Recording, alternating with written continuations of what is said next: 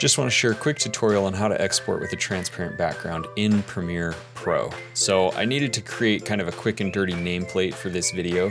So here I've got this all set up, masked out. We'll hit export. Make sure that your format is set to QuickTime.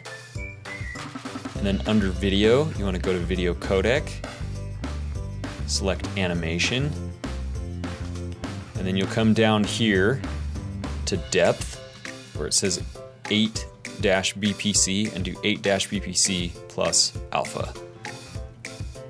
Go ahead and export that. Come over to our main clip and we'll drag and drop this in.